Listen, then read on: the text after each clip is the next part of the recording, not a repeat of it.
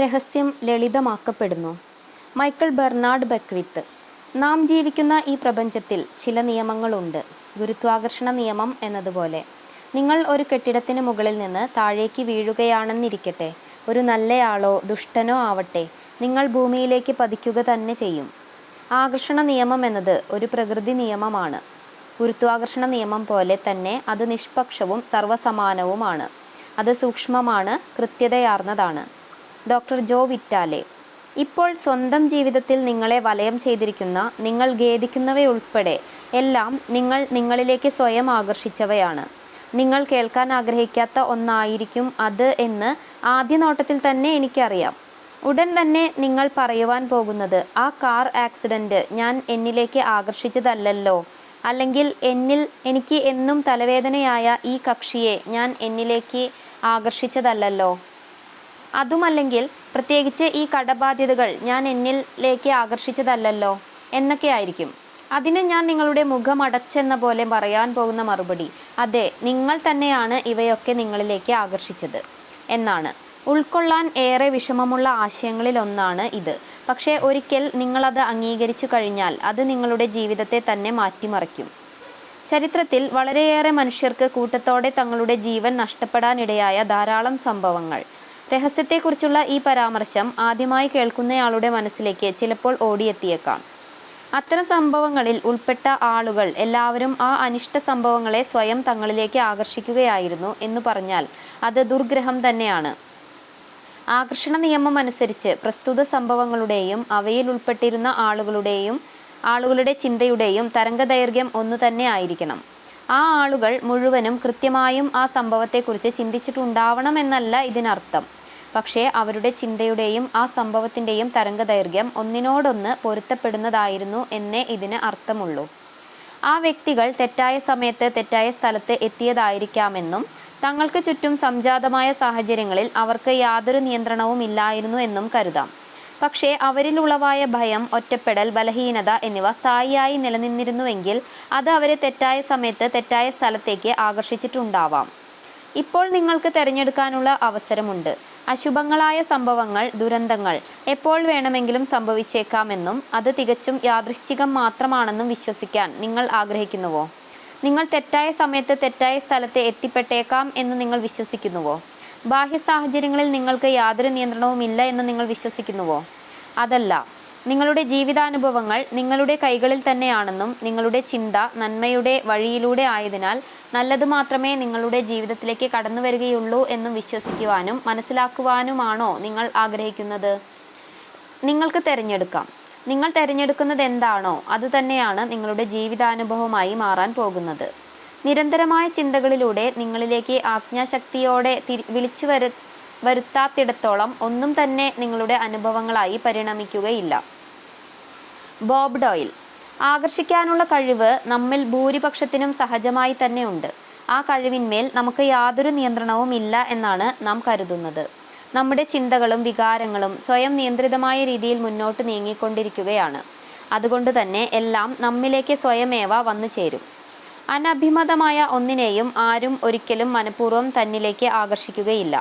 രഹസ്യത്തെക്കുറിച്ചുള്ള ജ്ഞാനം ഇല്ലാതിരുന്നതുകൊണ്ട് നിങ്ങളുടെയോ മറ്റുള്ളവരുടെയോ ജീവിതത്തിൽ അനഭിമതമായ കാര്യങ്ങൾ എങ്ങനെ സംഭവിച്ചു എന്ന് അനായാസം മനസ്സിലാക്കാനാവും.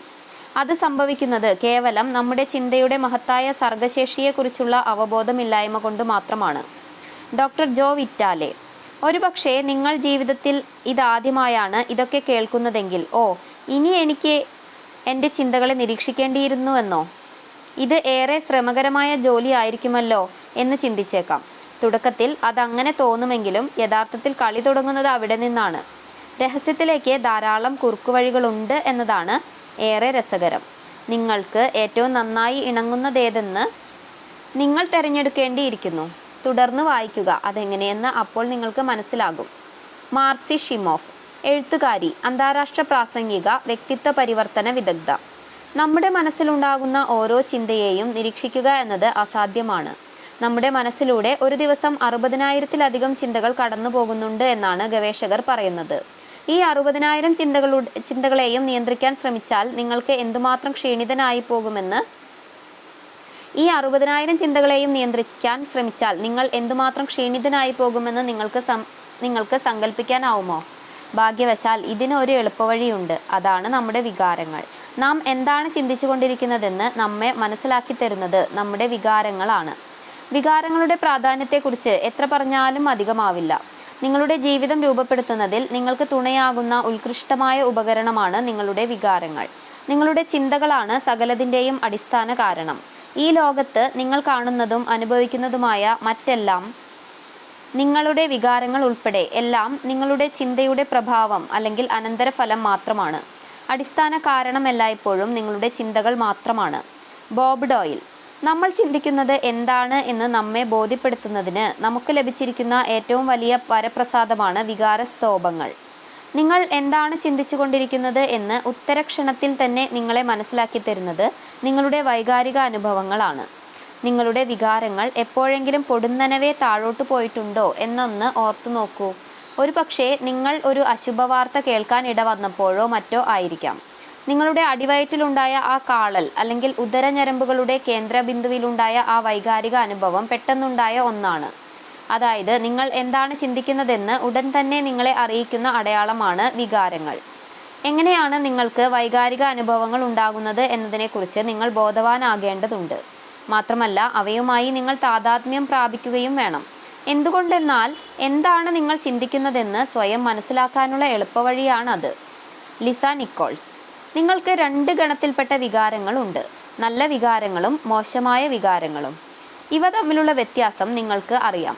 ഒന്ന് നിങ്ങളെ സുഖകരമായ അവസ്ഥയിൽ എത്തിക്കുമ്പോൾ മറ്റൊന്ന് നിങ്ങളെ വിഷമിപ്പിക്കുന്നു. അതാണ് വിഷാദം, അതാണ് കോപം, അതാണ് വിദ്വേഷം, അതാണ് അപരാധം.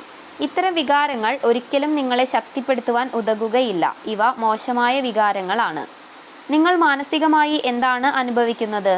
അത് സുഖകരമായ വൈകാരിക അനുഭവങ്ങളാണോ അതോ മോശമായവയാണോ എന്ന് മറ്റാർക്കും പറയാനാവില്ല. കാരണം നിങ്ങളുടെ മനസ്സിലുള്ള വികാരങ്ങൾ എന്താണെന്ന് അറിയാവുന്ന ഏക വ്യക്തി നിങ്ങൾ മാത്രമാണ്. നിങ്ങളുടെ വൈകാരിക അനുഭവങ്ങൾ സ്വയം മനസ്സിലാക്കാനാവാത്ത സന്നിഗ്ധ അവസ്ഥയിലാണ് നിങ്ങളെങ്കിൽ സ്വയം ചോദിക്കുക, ഇപ്പോൾ ഞാൻ മാനസികമായി എന്താണ് അനുഭവിക്കുന്നത്? നിങ്ങൾക്ക് ഒരു ദിവസത്തിൽ പലതവണ ഇങ്ങനെ ചോദിക്കാം. അങ്ങനെ പതുക്കെ പതുക്കെ നിങ്ങളുടെ മനസ്സിലുളവാകുന്ന വികാരങ്ങൾ ഏതു തരത്തിലുള്ളതാണ് എന്നതിനെക്കുറിച്ച് നിങ്ങൾ കൂടുതൽ ബോധവാനായി തീരും. ഇവിടെ നിങ്ങൾ മനസ്സിലാക്കേണ്ട വളരെ പ്രധാനപ്പെട്ട ഒരു കാര്യം, ഒരേ സമയം നിങ്ങളുടെ മനസ്സിൽ മോശമായ വികാരങ്ങളും ഉത്തമമായ ചിന്തകളും ഉണ്ടാവുക എന്നത് അസാധ്യമാണ് എന്നതാണ്. അങ്ങനെ ഉണ്ടാവുന്നത് ഈ നിയമത്തോട് തന്നെയുള്ള ഒരു വെല്ലുവിളിയാണ്. കാരണം നിങ്ങളുടെ ചിന്തകൾ തന്നെയാണ് നിങ്ങളുടെ വികാരങ്ങൾക്ക് നിദാനം. നിങ്ങളുടെ മനസ്സിൽ മോശമായ വികാരങ്ങൾ ഉണ്ടാക്കാൻ ഉതകുന്ന രീതിയിൽ നിങ്ങൾ ചിന്തിക്കുന്നതിനാലാണ് അവ ഉണ്ടാകുന്നത്. നിങ്ങളുടെ ചിന്തകൾക്കനുസരിച്ചായിരിക്കും നിങ്ങളുടെ തരംഗദൈർഘ്യം.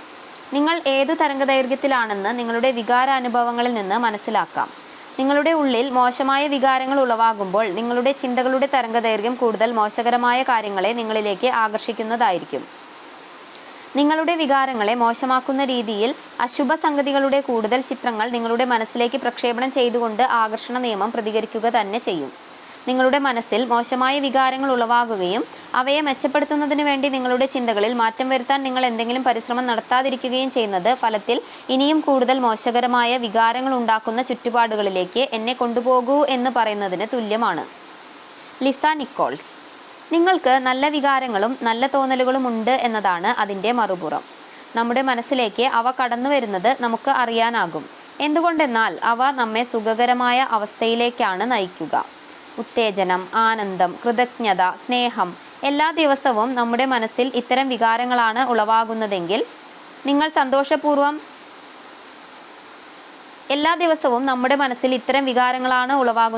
എങ്ങനെയിരിക്കുമെന്ന് സങ്കല്പിച്ചു നോക്കൂ.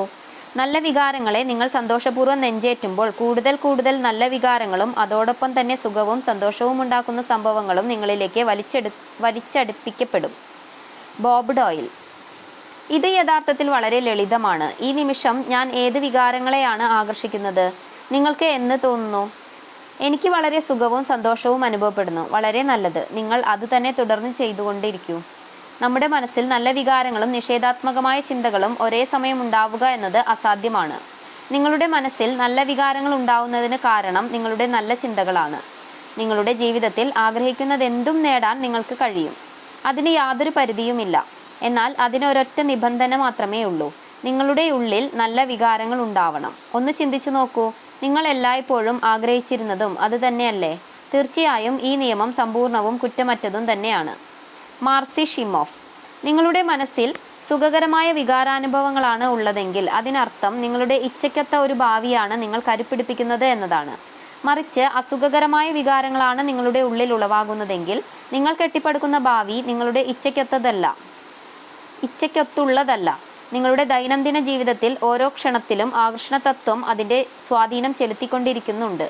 നാം ചിന്തിക്കുകയും അനുഭവിക്കുകയും ചെയ്യുന്ന എല്ലാം ചേർന്നാണ് നമ്മുടെ ഭാവി രൂപപ്പെടുന്നത്. നിങ്ങൾ ആകുലതകളിലും ഭയത്തിലും അകപ്പെട്ടുഴലുകയാണെങ്കിൽ ആ ദിവസം മുഴുവനും നിങ്ങളുടെ ജീവിതത്തിലേക്ക് വന്നു ചേരുക അത്തരം സംഭവങ്ങൾ തന്നെ ആയിരിക്കും. നിങ്ങളുടെ ഉള്ളിൽ നല്ല വികാരങ്ങൾ ഉണ്ടാകുമ്പോൾ നിങ്ങൾ തീർച്ചയായും ചിന്തിക്കുന്നത് നല്ല കാര്യങ്ങളെക്കുറിച്ചായിരിക്കും. അതായത് നിങ്ങൾ ശരിയായ പാതയിലൂടെയാണ് മുന്നോട്ട് നീങ്ങുന്നത്. അപ്പോൾ നിങ്ങളിലുണ്ടാകുന്ന ചിന്തയുടെ ശക്തമായ തരംഗങ്ങൾ കൂടുതൽ നല്ല വികാരങ്ങൾ ഉണ്ടാക്കുന്ന നല്ല കാര്യങ്ങളെ നിങ്ങളിലേക്ക് ആകർഷിക്കുന്നു. ഇത്തരത്തിൽ നിങ്ങൾക്ക് സുഖകരമായ തോന്നലുകൾ ഉണ്ടാവുന്ന നല്ല നിമിഷങ്ങളെ നഷ്ടപ്പെടുത്താതെ പിടിച്ചു വയ്ക്കുകയും അവയെ കൂടുതൽ പരിപോഷിപ്പിക്കുകയും ചെയ്യുക. നിങ്ങളുടെ മനസ്സിൽ കൂടുതൽ നല്ല വികാരങ്ങൾ ഉളവാകും തോറും നിങ്ങൾ കൂടുതൽ നല്ല കാര്യങ്ങളെ ശക്തമായി നിങ്ങളിലേക്ക് ആകർഷിക്കുകയാണ്. നമുക്ക് ഒരു ചുവടുകൂടി മുന്നോട്ട് നീങ്ങാം. ഒരുപക്ഷെ നിങ്ങൾ എന്താണ് ചിന്തിച്ചുകൊണ്ടിരിക്കുന്നതെന്ന് നിങ്ങളെ ബോധ്യപ്പെടുത്തുന്നതിന് പ്രപഞ്ചവും നിങ്ങളും തമ്മിലുണ്ടാകുന്ന ഒരു ആശയവിനിമയമായി കൂടെ നിങ്ങളുടെ വികാരങ്ങൾ. Jack Canfield. നാം ശരിയായ പാതയിലൂടെയാണോ നീങ്ങുന്നത്? നമ്മുടെ യാത്രാ പദ്ധതി ശരിയായതു തന്നെയാണോ എന്നറിയാനുള്ള സൂചകങ്ങളാണ് നമ്മുടെ വികാരങ്ങൾ. എല്ലാത്തിൻ്റെയും അടിസ്ഥാന കാരണം നമ്മുടെ ചിന്തകൾ തന്നെയാണ് എന്നതാണ് നാം എപ്പോഴും ഓർത്തിരിക്കേണ്ട വസ്തുത. നിങ്ങൾ ഒരു വിഷയത്തെക്കുറിച്ച് ഇരിക്കുകയാണെന്നിരിക്കട്ടെ. ഉടൻ തന്നെ ആ ചിന്ത നിങ്ങളുടെ മനസ്സിൽ നിന്ന് ബാഹ്യപ്രപഞ്ചത്തിലേക്ക് വിക്ഷേപണം ചെയ്യപ്പെടുന്നു. ആ ചിന്ത സമാന തരംഗദൈർഘ്യമുള്ള മറ്റുള്ളവയുമായി ഒരു കാന്തിക പ്രഭാവത്തിൽ എന്ന പോലെ സംയോജിക്കപ്പെടുകയും ഞൊടിയിടയിൽ ആ തരംഗദൈർഘ്യത്തിൻ്റെ പരിമാണം നിങ്ങളുടെ വികാരങ്ങളിലൂടെ നിങ്ങളിലേക്ക് തിരിച്ചയക്കപ്പെടുകയും ചെയ്യുന്നു. മറ്റൊരു തരത്തിൽ പറഞ്ഞാൽ നിങ്ങളുടെ ചിന്തകളുടെ തരംഗദൈർഘ്യത്തെക്കുറിച്ച് അറിയിക്കുന്നതിന് പ്രപഞ്ചവും നിങ്ങളുമായുള്ള ഒരു ആശയവിനിമയോപാധിയാണ് നിങ്ങളുടെ വികാരങ്ങൾ. നിങ്ങളുടെ ചിന്തയുടെ തരംഗദൈർഘ്യത്തിൻ്റെ സൂചകങ്ങളാണ് നിങ്ങളുടെ വികാരങ്ങൾ.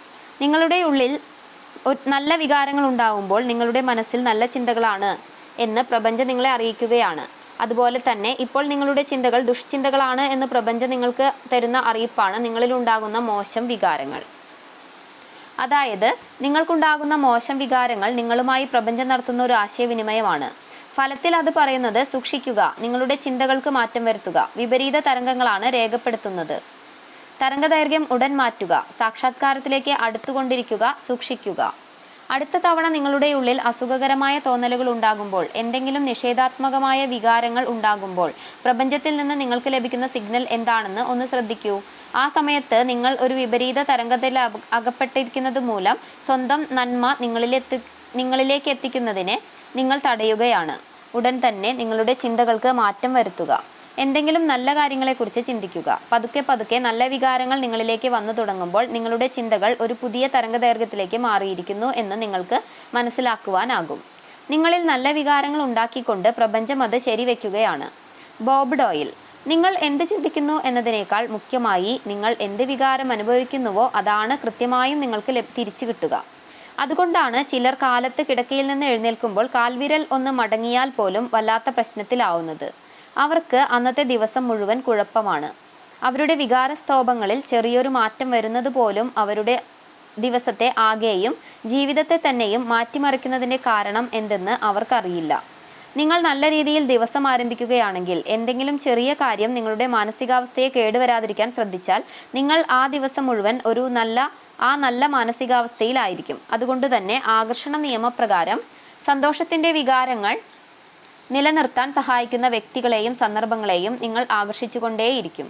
ഒന്നിനു പുറകെ മറ്റൊന്നായി കാര്യങ്ങൾ ഓരോന്നായി കുഴപ്പത്തിലാകുന്ന സന്ദർഭങ്ങളിലൂടെയും ദിവസങ്ങളിലൂടെയും നാം ഒക്കെ കടന്നുപോയിട്ടുണ്ടാവും. ഈ സംഭവ പരമ്പരകളുടെ തുടക്കം ബോധപൂർവമോ അല്ലാതെയോ ഉള്ള നിങ്ങളുടെ ഏതെങ്കിലും ഒരു ചിന്തയിൽ നിന്നായിരിക്കും. ആ ഒരു മോശം ചിന്ത കൂടുതൽ മോശം ചിന്തകളെ നിങ്ങളിലേക്ക് ആകർഷിക്കുന്നു. നിങ്ങളുടെ ചിന്തകൾ ആ തരംഗദൈർഘ്യത്തിൽ അകപ്പെട്ടു പോവുകയും തൽഫലമായി എന്തോ ഒരു കാര്യം കുഴപ്പത്തിലാകുകയുമാണ് ഉണ്ടായത്. ആ ഒരു കാര്യം കുഴപ്പത്തിലായതിനോട് നിങ്ങൾ പ്രതികരിക്കുകയും അങ്ങനെ കൂടുതൽ കാര്യങ്ങളെ കുഴപ്പത്തിലേക്ക് നിങ്ങൾ ആകർഷിക്കുകയുമായിരുന്നു. ഇത്തരം പ്രതികരണങ്ങൾ അതേ തരത്തിലുള്ള കൂടുതൽ എണ്ണത്തെ ആകർഷിക്കും. ബോധപൂർവം നിങ്ങളുടെ ചിന്തകളിൽ മാറ്റം വരുത്തിക്കൊണ്ട് സ്വയം ആ തരംഗദൈർഘ്യത്തിൽ നിന്ന് അകന്നു മാറിയില്ലെങ്കിൽ ഇത്തരം പ്രതികരണ പരമ്പര തുടർന്നുകൊണ്ടേയിരിക്കും. നിങ്ങൾ ആഗ്രഹിക്കുന്ന കാര്യങ്ങളിലേക്ക് നിങ്ങളുടെ ചിന്തകളുടെ ദിശ മാറ്റുക.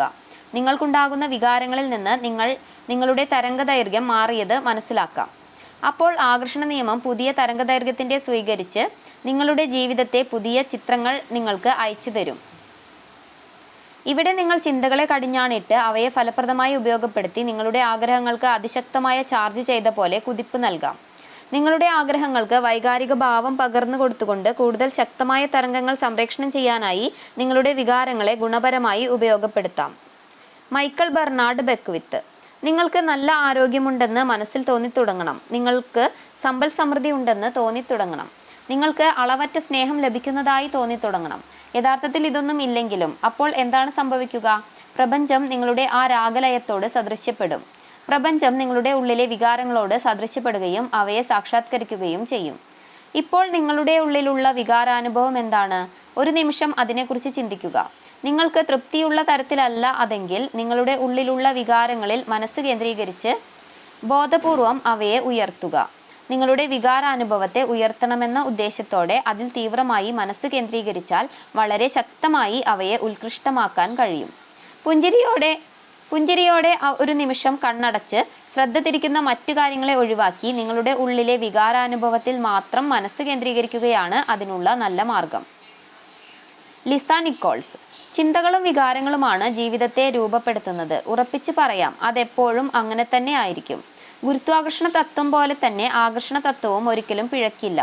ഗുരുത്വാകർഷണ തത്വത്തിന് ഒരു ദിവസം തെറ്റുപറ്റി പന്നികൾ ആകാശത്ത് പറന്നു നടക്കുന്നു എന്ന അവസ്ഥ ഒരിക്കലും നമ്മൾ കാണാറില്ലല്ലോ.